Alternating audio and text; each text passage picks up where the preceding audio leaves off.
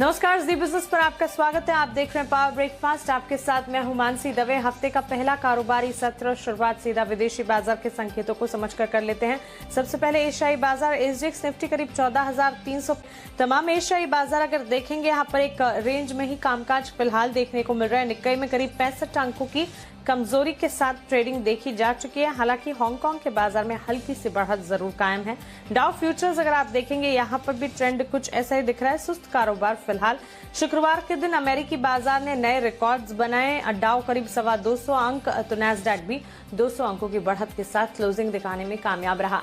लेकिन चलिए विदेशी बाजार के संकेत विस्तार से जान लेते हैं। उसके बाद कोरोना के ताजा आंकड़ों का और स्थिति का अपडेट भी लेते हैं दीपांशु भंडारी से।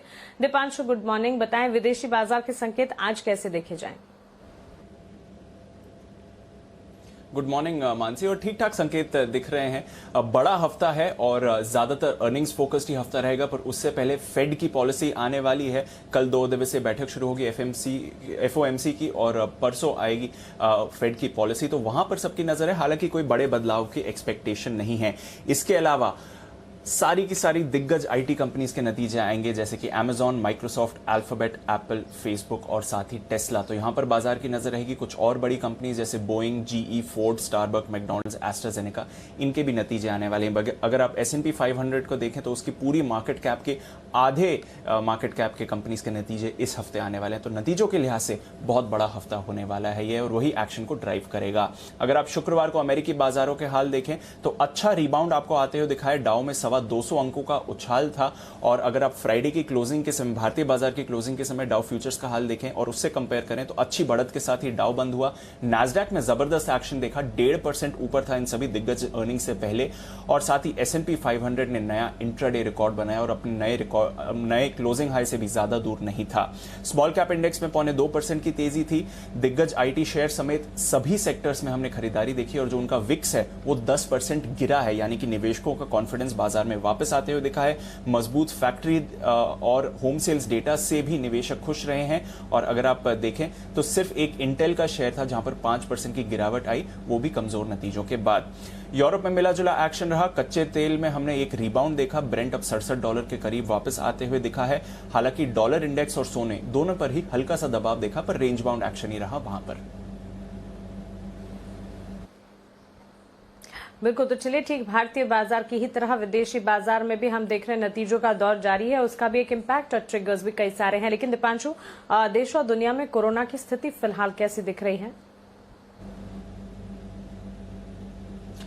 भारत के ही मामले काफी तेजी से बढ़ रहे हैं। जितने भी नए मामले आए हैं पिछले कुछ दिनों में, आधे मामले सिर्फ और सिर्फ भारत से आए हैं। अगर आप पिछले 3 दिनों से देखें तो भारत में लगभग 10.5 लाख नए मामले सामने आते हुए देखे हैं और रोज नए रिकॉर्ड बन रहे हैं। कल रिकॉर्ड 3,55,000 के करीब भारत में मामले आपको आते हुए दिखे हैं।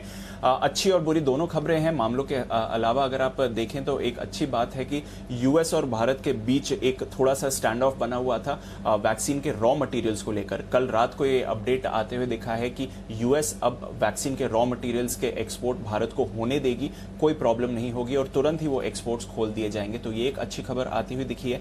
साथ ही यूएस के पास एस्ट्राजेनेका की काफी सारी वैक्सीन जो उन्होंने एक बार एक्सेस सप्लाई में खरीद ली थी वो पड़ी हुई हैं और यूएस में एस्ट्राजेनेका की वैक्सीन का इस्तेमाल नहीं हो रहा है। तो उस एक्स्ट्रा वैक्सीन के इंपोर्ट पर भी यूएस भारत को एक्सपोर्ट करने पर भी यूएस विचार कर सकता है। और साथ ही बाइडेन साहब ने भी कहा है कि भारत को पूरा समर्थन दिया जाएगा कोरोना की लड़ाई में। तो ये एक अच्छी खबर आती हुई दिख रही है। इसके अलावा कोवैक्सीन ने भी अपने दाम डिक्लेयर कर दिए हैं। अस्पतालों को 1200 रुपए प्रति डोज पर बेचा जाएगा, राज्यों को 600 रुपए प्रति डोज पर बेचा जाएगा और साथ ही एक्सपोर्ट्स $15 से $20 के बीच का रेट होगा। सीरम इंस्टीट्यूट के जो रेट्स हैं उसके डबल रेट पर ये प्राइवेट हॉस्पिटल्स को अपनी वैक्सीन बेचने वाले हैं। दिल्ली में लॉकडाउन को बढ़ा दिया गया है। आज जो लॉकडाउन खत्म होने वाला था उसको 1 हफ्ते के लिए बढ़ा दिया गया है। इसके साथ ही कई राज्यों और शहरों में भी प्रतिबंध को बढ़ा दिया गया है। नए मामलों में हमने थोड़ी गिरावट देखी है। जहां तक महाराष्ट्र का सवाल है, 36 में से 15 डिस्ट्रिक्ट्स में जो रिकवरीज हैं अब वो एक्टिव केसेस से ज्यादा हैं। मुंबई में कई हफ्तों के बाद हमने देखा कि लगातार 2-3 दिनों से 6,000 से कम नए मामले आपको आते हुए दिखे हैं। महाराष्ट्र ने यह भी घोषणा कर दी है कि सबके लिए मुफ्त वैक्सीन किया जाएगा। तो एक और स्टेट है जिसने यह घोषणा करी है। और साथ ही अच्छी खबर जो मुंबई में रहते हैं उनके लिए है, बीएमसी को 1.5 लाख वैक्सीन की डोजेस मिली हैं। यानी कि आने वाले 3 दिनों के लिए एटलीस्ट फुल कैपेसिटी पर बॉम्बे में वैक्सीनेशन किया जा सकता है। इसके अलावा उत्तर प्रदेश सरकार ने फैसला लिया है कि किसी भी कोविड मरीज को हॉस्पिटल एडमिशन देने से मना नहीं कर सकता है, तो ये एक अच्छी राहत का संकेत आ रहा है। और फाइनली सरकार की तरफ से दवाई और ऑक्सीजन की उपलब्धि बढ़ाने के लिए कई सारे कदम लिए जा रहे हैं। रेमडेसिविर के प्रोडक्शन को बढ़ाने पर फोकस है, ऑक्सीजन और उससे रिलेटेड उपकरणों के इंपोर्ट पर राहत दी गई है और साथ ही सरकार का बड़ा फैसला है 551 नए ऑक्सीजन प्लांट्स लगाए जाएंगे। हर डिस्ट्रिक्ट के हेडक्वार्टर के हॉस्पिटल्स में ये नए प्लांट्स लगाए जाएंगे। तो कुछ बड़े राहत के कदम आ रहे हैं, इसका इफेक्ट आने वाले दिनों में दिखना चाहिए। बिल्कुल, तो चलिए बड़े राहत के कदम यहाँ पर सरकार की तरफ से भी आते हुए दिखे और कई सारी खबरें कोरोना से जुड़ी है, जिसका पूरा का पूरा अपडेट अब आपको मिल चुका है। वहीं विदेशी बाजार भी कैसे दिख रहे हैं ये भी अब आप जानते हैं, लेकिन अब जान लेते हैं कि शुक्रवार के कारोबारी सत्र में संस्थागत निवेशकों ने क्या किया। FIS DIS का एक्शन। FIS की कैश मार्केट में बिकवाली है, वहीं वायदा बाजार में खरीदारी है, साथ ही DIS भी कैश मार्केट में खरीदारी ही कर रहे हैं। कैश मार्केट में FIS की तरफ से 1361 करोड़ की बिकवाली के आंकड़े देखने को मिले हैं। वहीं वायदा बाजार में FIS 1524 करोड़ की खरीदारी कर रहे हैं, तो कैश मार्केट में DIS की तरफ से 1696 करोड़ की खरीदारी देखने को मिल रही है। तो क्लियरली वायदा बाजार और कैश मार्केट में हम देख रहे हैं, कैश मार्केट में DIS कर रहे हैं खरीदारी, वहीं वायदा बाजार में FIS कर रहे हैं खरीदारी। हालांकि कैश मार्केट में FIS की बिकवाली के आंकड़े फिलहाल देखने को मिल रहे हैं। लेकिन इन तमाम संकेतों को समझते हुए, विदेशी बाजार को देखते हुए, कोरोना की स्थिति को जानकर अब आगे आज भारतीय बाजार की तस्वीर कैसे दिखेगी, आपको क्या करना है, पहली रणनीति क्या अपनाकर आप चलेंगे, ये जान लेते हैं। और हमारे साथ जी बिजनेस के मैनेजिंग एडिटर अनिल सिंह भी अब जुड़ गए हैं।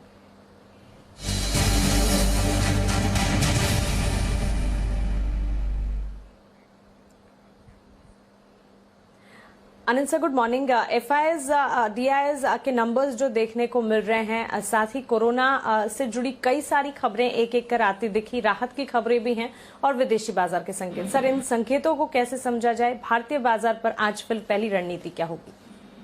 Good morning Mansi. देखिए, दो तरीके से देखना चाहिए। ग्लोबल संकेत तो काफी बेहतर है, इसमें कोई डाउट नहीं है। S&P 500 ने फिर से एक नया हाई बनाया और अमेरिकी बाजार भारतीय बाजारों की उम्मीद के मुकाबले में काफी बेहतर मजबूती के साथ बंद होते हुए दिखे, तो वहां पर तो भरपूर तेजी है।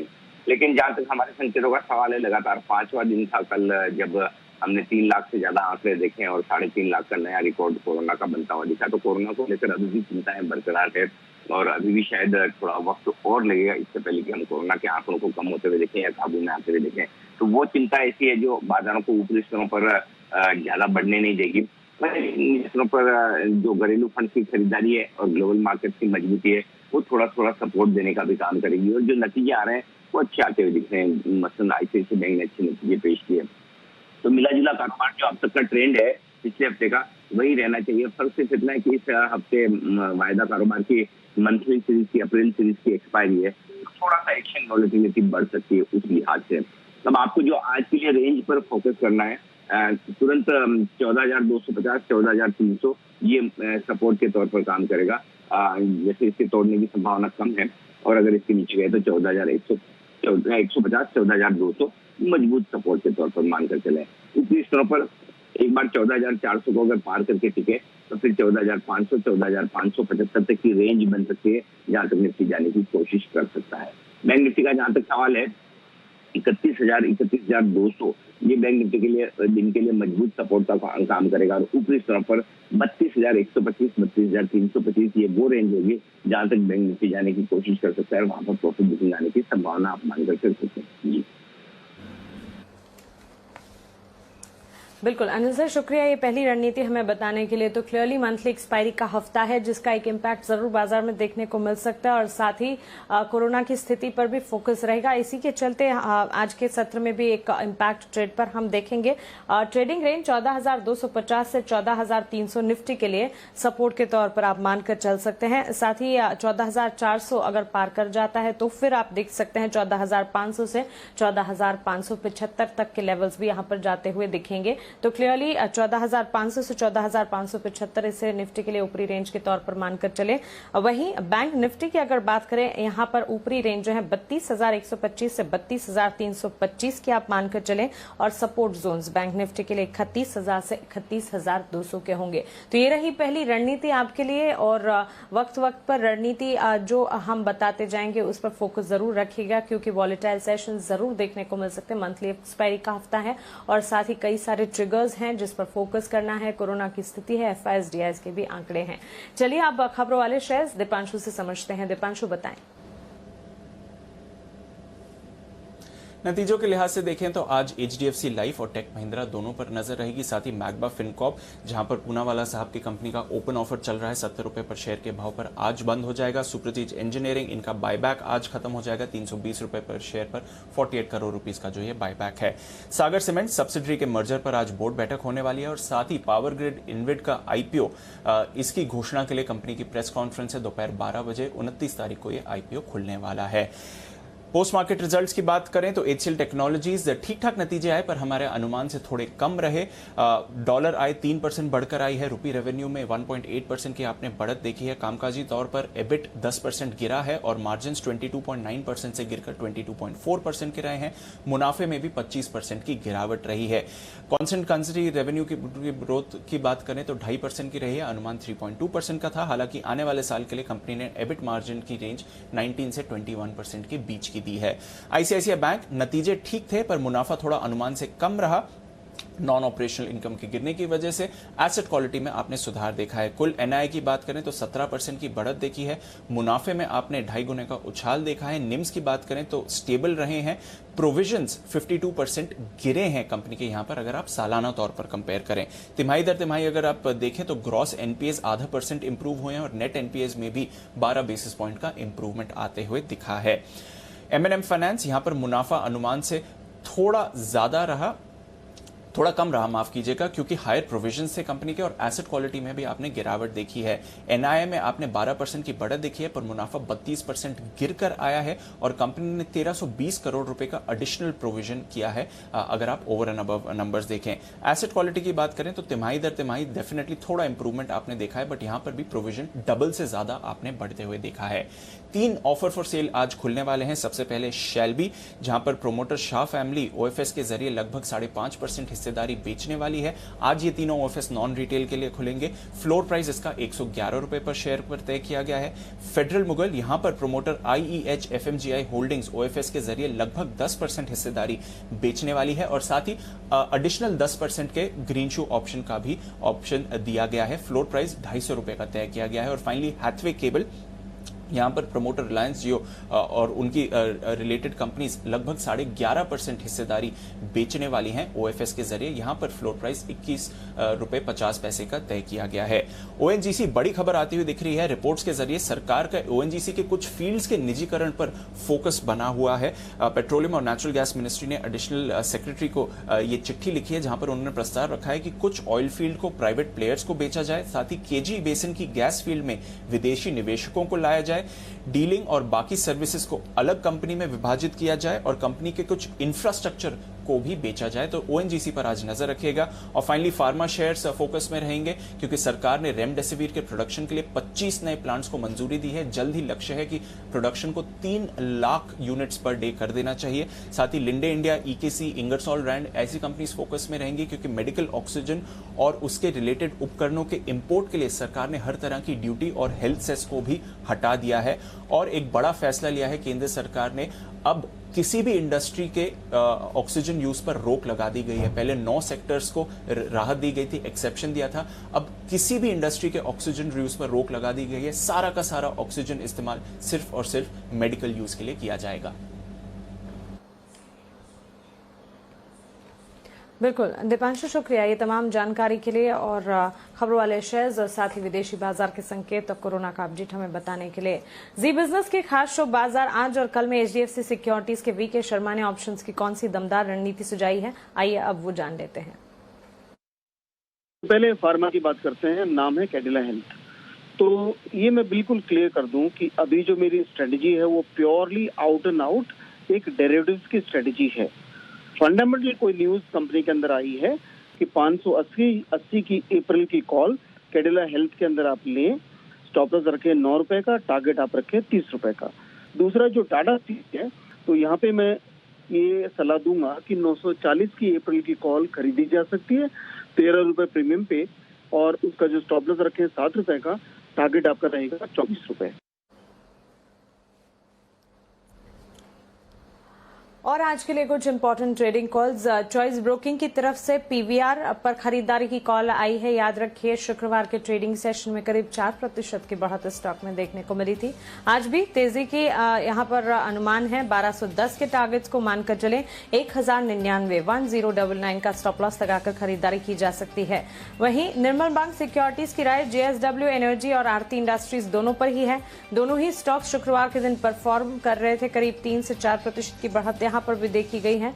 जेएसडब्ल्यू एनर्जी आज भी तेजी के साथ ट्रेड कर सकता है। 108 के टारगेट्स को मानकर चल सकते हैं। इंट्राडे पर्सपेक्टिव के लिहाज से अगर खरीदारी करते हैं 97 का स्टॉप लॉस लगाइएगा। और आरती इंडस्ट्रीज 1430 का स्टॉप लॉस मानकर चले 1510 तक के टारगेट्स आज के ट्रेडिंग सेशन में देखने के अनुमान है। चलिए आगे बढ़ते हैं। हमारे साथ सेंट्रम ब्रोकिंग लिमिटेड के AVP equity technical analyst Nilesh Jain ji अब जुड़ गए हैं। नीलेश जी गुड मॉर्निंग, स्वागत है आपका जी बिजनेस पर। सबसे पहले इंडेक्स पर आपका नजरिया, आज के ट्रेडिंग सेशन को कैसे देख रहे हैं आप?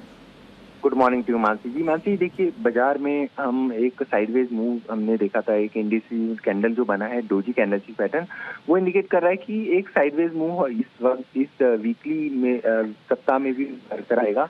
हालांकि इस वीक में मंथली एक्सपायरी होने वाली है अप्रैल सीरीज की, तो मार्केट में वॉलेटिलिटी के ज्यादा होने के आसार बिल्कुल रहेंगे।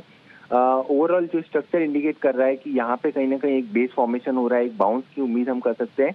निफ्टी में ऑन द हायर साइड 14,450 14,500 तक के लेवल हम एक्सपेक्ट कर रहे हैं। हालांकि यहाँ पे कोई ट्रेड बनता हुआ नजर नहीं आ रहा है। ट्रेड जो बन रहा है वो है बैंक निफ्टी में। फाइनेंशियल में डाउन साइड कहीं ना कहीं लिमिटेड है। यहाँ पे एक अंडर परफॉर्मेंस हमने देखा था फाइनेंशियल्स में, तो यहाँ पे एक लीडरशिप आती हुई हमको देखने को मिल सकती है। तो बैंक निफ्टी में खरीदारी करने की सलाह होगी गिरावट में 31,400 के स्टॉप लॉस से 32,200 32,500 तक के लेवल हम बैंक निफ्टी में एक्सपेक्ट कर सकते हैं। ओवरऑल फाइनेंशियल्स में private sector bank, PSU bank और एनबीएफसी स्पेस, यहाँ पे एक हम आउट परफॉर्मेंस की उम्मीद लगा के रख सकते हैं। बिल्कुल नीलेश जी, साथ ही आज के लिए स्टॉक स्पेसिफिक रिकमेंडेशन आपके क्या होंगे? स्टॉक स्पेसिफिक एक्शन हम देख रहे हैं, इसीलिए कैश के काउंटर हमने चूज किए। सबसे पहले खरीदारी करने की सलाह होगी एजिस केमिकल में, जहाँ पे एक बेस फॉर्मेशन हुआ है, साथ ही साथ डाउनवर्ड स्टॉपिंग ट्रेंड लाइन का ब्रेकआउट आया। 284 के स्टॉप लॉस से खरीदारी करने की सलाह होगी 304 के टारगेट के लिए। दूसरा खरीद के चलना चाहिए धानु का एग्रोटेक, जहाँ पे स्टॉप लॉस होगा 750 का, 790 के टारगेट्स होंगे।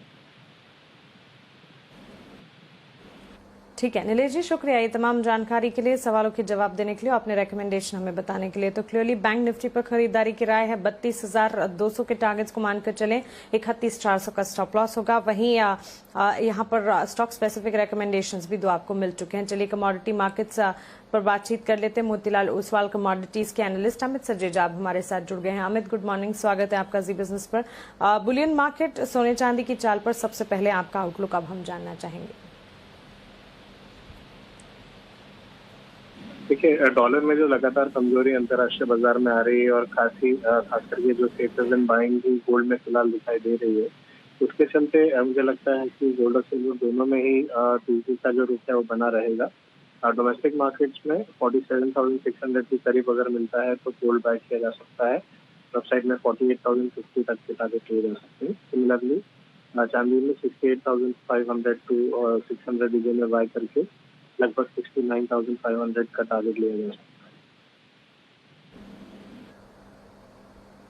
ओके, तो क्लियरली यहाँ पर गोल्ड सिल्वर में खरीदारी की राय आती हुई अमित की तरफ से। गोल्ड में आप देखिए खरीदारी करके चल सकते हैं। जून कॉन्ट्रैक्ट 47,600 के लेवल्स पर बाय कॉल इनिशिएट किया जा सकता है। 48,050 के टारगेट्स देखने को मिल सकते हैं। 47,400 का स्टॉप लॉस लगाना होगा। वहीं सिल्वर में भी करंट लेवल्स को देखते हुए खरीदारी का मन अपना बनाया जा सकता है। 68,800 के लेवल्स पर अगर आपको ये मिल जाए मई कॉन्ट्रैक्ट को खरीदने की राय। 69,600 के टारगेट्स को ध्यान में रखें। 68,300 का स्टॉप लॉस लगाना होगा। कच्चे तेल की चाल पर अमित जी आपका आउटलुक क्या है? करंट लेवल्स को देखते हुए घरेलू बाजार में क्या बिकवाली की रणनीति अपनाई जाए? जी देखिए डिमांड्स पे फिर से डाउट आ रहे हैं, तो उसके चलते इस स्तरों पे हम देख रहे हैं कि फिलहाल प्राइसेस नहीं टिक पा रहे हैं। तो सलोन वैलीज की सलाह होगी 4700 के करीब बिकवाली की जा सकती है 4750 के स्टॉप के साथ, और 4600 के टारगेट होंगे। बिल्कुल। और बेस मेटल्स करंट लेवल्स को देखते हुए क्या आउटलुक बन रहा है आपका अमित जी? देखिए बेस मेटल्स में कॉपर में मोमेंटम काफी स्ट्रॉन्ग बना हुआ है, और यूएस और चीन से डिमांड फिलहाल बरकरार है। तो इसके चलते मुझे लगता है कि कॉपर में बाइंग ऑन डिप्स की सलाह होगी। जो नई वायदा है वहां पर 732 तक के आसपास बाय किया जा सकता है, और अपसाइड में 740 तक के टारगेट लिए जा सकते हैं। ठीक है, तो कॉपर में मोमेंटम जरूर देखने को मिल सकता है। वहीं क्रूड ऑयल की अगर बात करें, बिकवाली की रणनीति यहाँ पर अमित जी की तरफ से 4600 के टारगेट्स को मानकर यहाँ पर आप चले 4750 का एक स्टॉप लॉस लगाना होगा। तो गोल्ड सिल्वर में खरीदारी कीजिएगा, क्रूड में बिकवाली। वही बेस मेटल्स की चाल अगर देखें, कॉपर में एक मोमेंटम देखने को मिल सकता है। अमित जी शुक्रिया ये तमाम जानकारी के लिए और हमारे साथ जुड़ने के लिए। और अब वक्त है FIR का, यानी कि ब्रोकरेज रिपोर्ट एक्शन जानने का।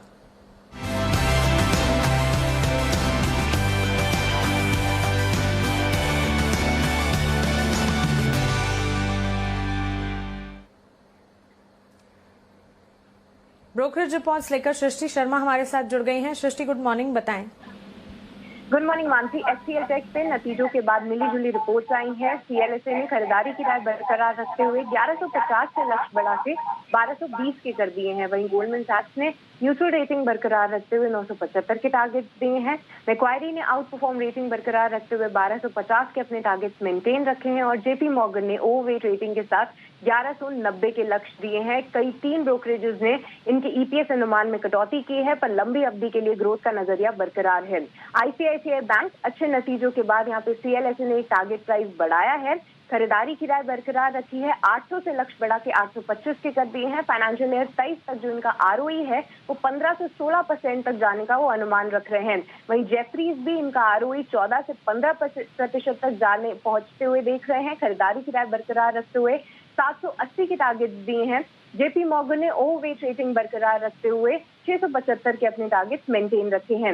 वहीं M&M फाइनेंस पे ब्रोकरेज की रिपोर्ट आई है, ज्यादा खुश नहीं है। नतीजों के बाद JP मॉर्गन ने अंडरवेट रेटिंग देते हुए 150 के टारगेट दिए हैं। वहीं क्रेडिट स्विस ने न्यूट्रल रेटिंग के साथ 190 के अपने टारगेट्स मेंटेन किए हैं। दोनों की जो कमेंट्री है वो नेगेटिव साइड है, और EPS और आय के अनुमान में भी कटौती की है। बिल्कुल सृष्टि, शुक्रिया ये ब्रोकरेज रिपोर्ट्स हमें बताने के लिए। और चलिए इसी के साथ पावर ब्रेकफास्ट को हम यही समेट रहे हैं।